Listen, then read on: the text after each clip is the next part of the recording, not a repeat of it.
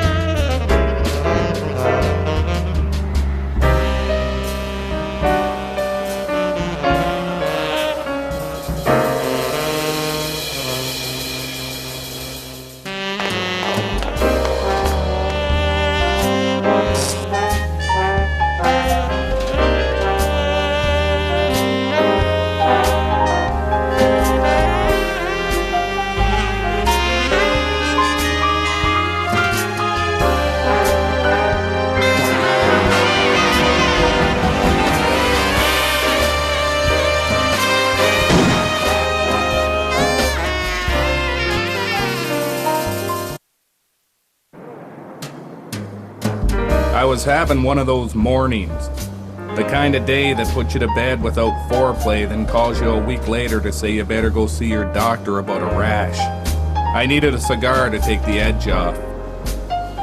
I'd been catching Z's at my office for a few days because I still owed my mum 5.5 years back rent, and she'd been turning up the heat. Matches! Dames, go figure. The whole cigar thing was turning me inside out. I needed to take my gray matter on a little vacation before it got all twisty like a drunk contortionist having a grand mal seizure on a hayride gone wrong. Frank was just the ticket.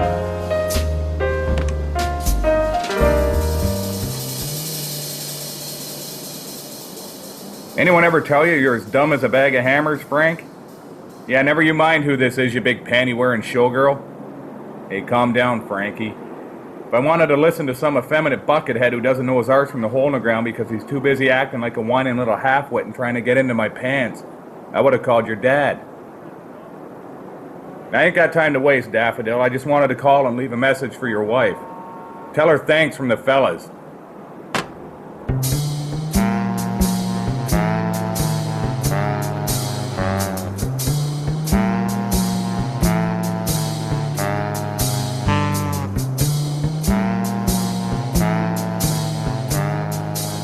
Matches!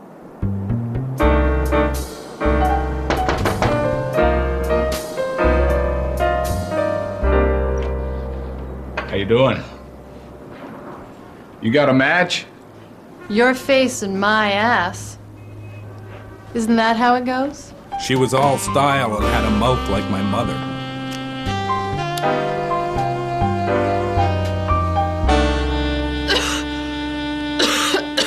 You want a Caesar? It's a bit early. Not if you can't tell time.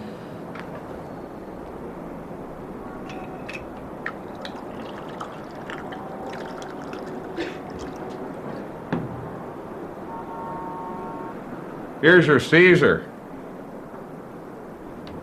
Sorry, I'm all out of celery, clamato juice, ice, and good glasses. Don't you want to know who I am? Why I'm here? Put it in park, gumdrop. The only fire around here is in my pants. You're not wearing any pants. Consider it an early Christmas present. The sign on the door said you were a private dick. That means detective, right? Depends what circles you run in. My name is Anita Peabody. I work for the Montgomery Insurance Company. We specialize in jewelry. Diamonds, rubies, the odd opal. Aren't they all? This really would be easier if you were wearing pants. I think you'll find I do some of my best work sans pants. You want more booze? I've got 9 ounces left. What are you, Amish? Pants? She was playing the hard-to-get gambit, but I could feel her gaze sinking into my boyish buttocks like the gloved hand of a lovesick proctologist. She wasn't fooling anybody, and I was damn sure she knew that I knew she was giving me the once-over and acting like she wasn't while I pretended not to notice. Who says a girl can't dream?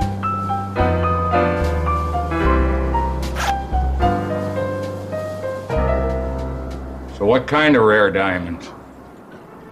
We insure only the finest and most expensive jewelry in the world. Well, kudos for you, Cinnamon Pants. What's that got to do with a grunt like me? Have you ever heard of the Parisian blue? World's biggest and purest rock, one of a kind, priceless? Yeah, old Butch may have caught wind of something like that. It was being flown over for display at the Scott Baio Museum of Fine Art. It was to be their centerpiece exhibit. It's never been seen in North America before.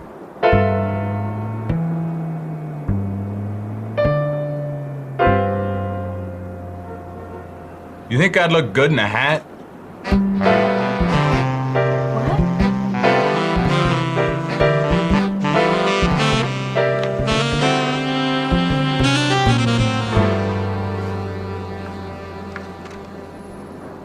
So I wasn't listening to what you said because I was thinking about myself. Something about putting Scott Baio on display. I'm no art lover, but I gotta tell you, I don't think you're gonna draw much of a crowd.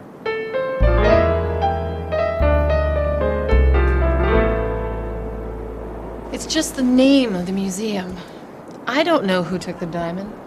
In fact, I don't think anybody did. If it ain't not where it's supposed to be, I don't skinny to the quandary, sunshine. No one I've talked to has ever seen it. It's all just rumors and hearsay, like some kind of great myth about missing treasure or something. I don't think there is a Parisian blue diamond. I don't think there ever was. But I've got an insurance claim on my desk of $50 million. And I need you to get to the bottom of it. See, insurance fraud, international intrigue, third-rate television stars. The bottom's a long way from the top on this one, baby, and the cab that gets you there is gonna take the long road like you were some dumb drunk tourist real new in town. I'm talking big bucks, baby. I'm willing to bet it'll be cheaper than $50 million. Well, I don't put a cap on expenses, but you're probably right. I'll need $50 up front, and the same on the back end when I clean the ass and put the diaper on this baby. Then there's a little matter of walking around money. Walking around money? $12 a day, 1 week in advance. Make that 2 weeks.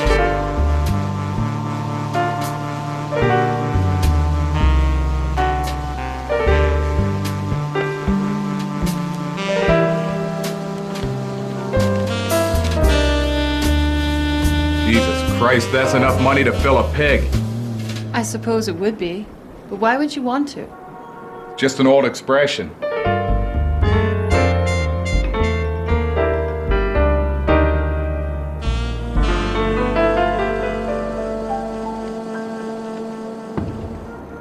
Your cut comes to $246. Why don't we call it an even $250? Cool your jets, pal. I'm onto you like stink on a badger, and Butchie don't play that game. Besides, you're looking at a whole lot more than $4 if you want to ride the Ferris wheel in my pants. Fine.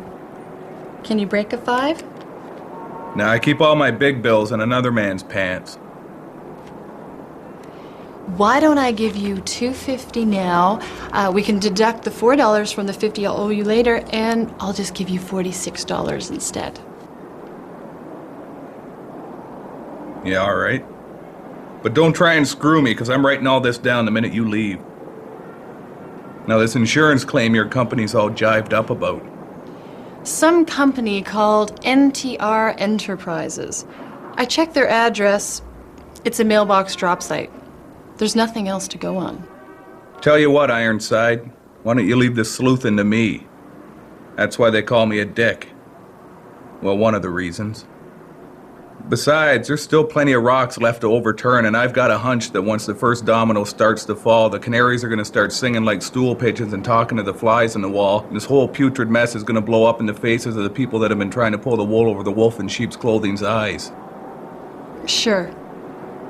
Give me the address for that drop site, and the name of the curator at the Scott Baio Museum of Fine Art. Old Butchy's gonna get himself some culture. I'll call you in a couple of days and let you know where things stand. What'll I do until then? Try to get over me, baby.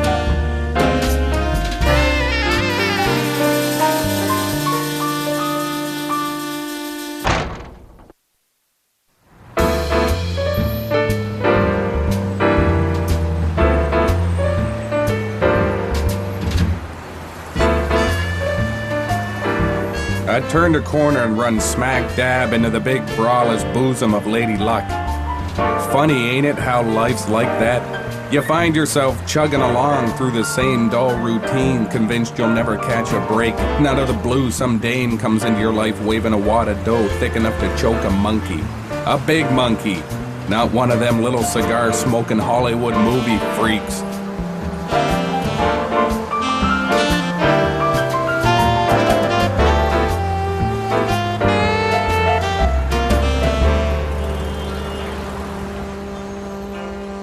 Good day, sir. Can I help you? Ain't looking for no bum tango, hero, so forget the flowers and chocolate routine. Come again? Give me the lowdown on the hat. It's a big world. A lot of hats. The hat in the window, smartass. Buzz Aldrin wore that hat on the moon. It's got historical significance. What kind of scratch would a man be looking at to walk out of here with that little piece of historical significance on his head? $2,200. 2200, eh? What size is it? Oh, it's big enough, mister. And it would look real sweet with that suit of yours. Yeah, well, I'm a little short right now. So is Webster. But look what he made of himself. It's a lot of money for a hat. I could see if it came with a car or something, but just a hat. I'll have to think about it. $2,000 even. And I'll throw in Herman Goering's golf shoes. He'll be back.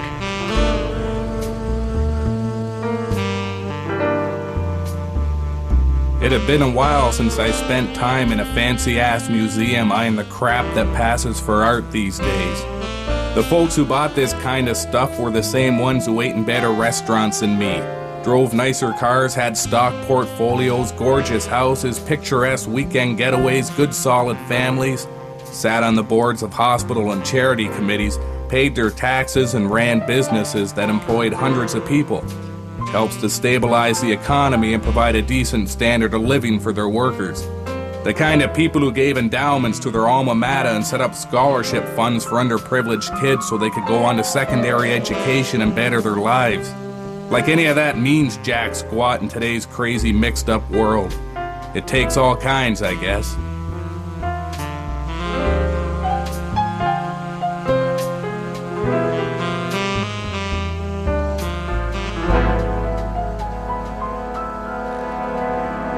Quite stunning, don't you think? I'm sorry if I startled you. I saw you admiring the picture. I thought you might be an interested buyer. I'm interested in buying things, all right, fruitcake. Just not this chunk of crap. Well, beauty is in the eye of the beholder. My fist will be in your eye if you don't quit coming on to me, you big strapless gown of a man. What's this heinous piece of garbage cost, anyway? It's only $4,500. That's twice what you'd pay for Buzz Aldrin's moon hat. You're crazy, mister. Van Vander Van. Vance Van Vander Van, I'm the curator. It's the stupidest name I've ever heard. You made that up, didn't you? Would you buy this from Buster Tubbs? I wouldn't buy it if I was whacked on acid and swimming ass deep in 20s. Besides, I don't know no Buster Tubbs. I'm Buster Tubbs. He was trying to confuse me with the old name switch ruse, but I wasn't biting. I'm here about the Parisian Blue, and I want to know everything you know, and if I think you're lying... Perhaps we should continue this in a more discreet environment. I have an office in back. We all do, so what? No, I'm pretty sure I'm the only one with an office in back. My fault, I thought you said orifice.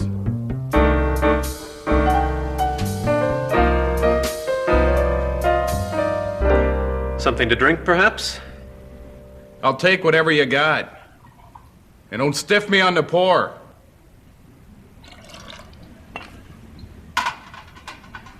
It's 1-year-old Queen Anne. As fine a Scotch as you're likely to find in this office.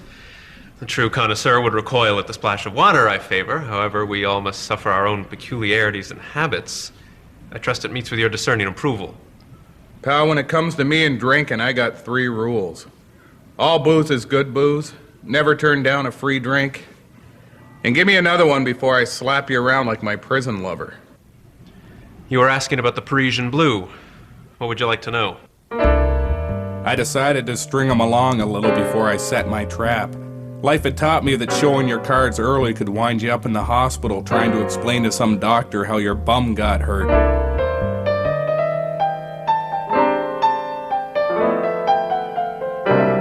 So anyway, about that Parisian Blue. Do you know where it is? No. Nuts. He was cool for a museum curator. Maybe too cool. But if experience has taught me one thing, it's the cooler they are, the harder it is to get answers out of them. Seems to me if I was expecting a rock that big and it went missing, I'd be jumping around like a frog with a firecracker up my ass. Unless, of course, I was the one who made it go missing. Who said it was missing? Spill the beans, you glass-eyed freak, or I'll make you rue the day you picked that haircut. Delivery has been delayed, if that's what you mean. But I'm confident the exhibit will open on schedule. Undoubtedly to rave reviews, I might add. It truly is an exquisite gem. It's quite breathtaking. So you've seen it then? Personally? No. But I can assure you, having spoken to those that have beheld its beauty, it is unparalleled. Well, what if I told you it was missing? There's an insurance claim sitting on my client's desk asking her company to pony up 50 million skins to square the deal. Send everyone home with the right size colostomy bag. I'd say that English probably isn't your first language, and I'd say that you're wrong. It's merely a simple delay. Easily explained, I'm sure, and one that will give us all pause for a good chuckle once it's revealed, and we realize all this hubbub was for nothing. Quite simply an overreaction to a non-existent dilemma. Now, if you'll excuse me, I have to get ready for an opening. Anyone I know? Just between you and me, Van Vandervan, I think someone's been yanking your chain. Like when you're walking a really big dog that keeps running ahead of you, pulling on the leash. Chain, I mean. Yanking it. I'm afraid I can't help what you think. I can only tell you what I know. Well, then tell me this. Who exactly was it that was going to lend you this particular rock so you could put it on display and act all cool and fancy? The Parisian Blue is the crowning glory of the world's most astounding private collection. It's owned by the Hubela family of Belgium. Ours is the first museum ever granted the honor of putting it on display. The public is in for a rare treat. Now, is there anything else? My time is at a premium. Yeah, 2 things. Do you think I'd look good in a hat? Well, it depends on the hat. I'd really have to see it on. Now, what else is there? Just this tank top.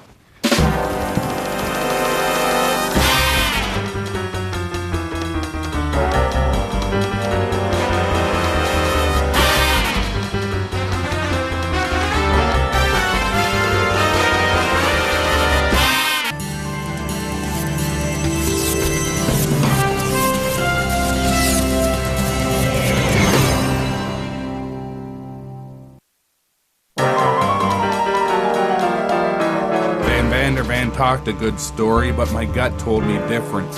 He was a puppet, a 2-bit museum curator with a made-up name whose dreams of the fast lane led to dumb choices. Things were starting to come together, and I was willing to bet my last testicle that I knew exactly where the puppet master was going to guide the marionettes, and I'd be there with my Sharpie sharp scissors waiting to cut the strings. Until then, I aimed to put some good times under my belt and enjoy my sudden windfall.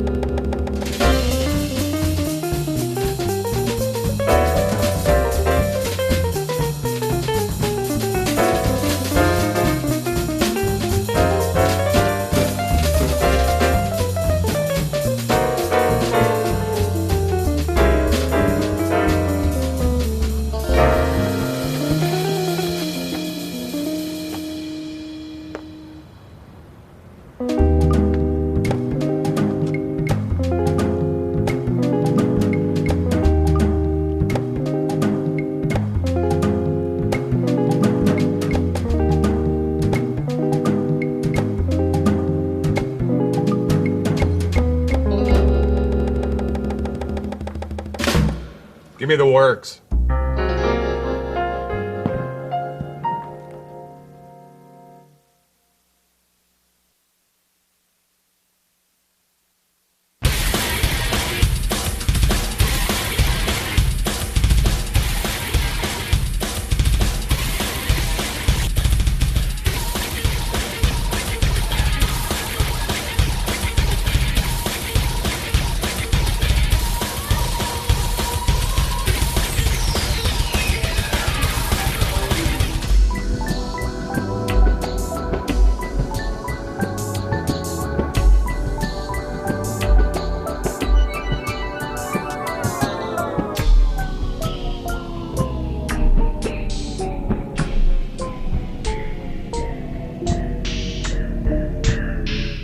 Next on Butch Patterson. What's my cut? The satisfaction of helping a lady out? Shark attack! How about the satisfaction of helping a lady out? My name in the story. The name of a good tattoo removal place. A big hungry cat that I'm gonna need for a couple of hours. 9 cigars, a bottle of peach schnapps, and $126,000 in fives. The only law around here answers to the name Patterson. Butch Patterson, private dick. You're not that guy from the petting zoo, are you? That poor llama. I don't know what you heard, mister, but I was just petting it. The satisfaction thing, the tattoo thing. No cat. Your name in the story. $10 and the little bottle of whiskey in my purse that I got on the airplane. Deal. But I want the cash in fives. Hitler's behind it. Hitler? You mean he's alive? You know him? Of course I know him. World War II, the most evil man in the history of the human race. Why would you want to hang out with a guy like that? Stick with old Butchy. I'll treat you better than that Hitler jerk any day. Ow, my femur!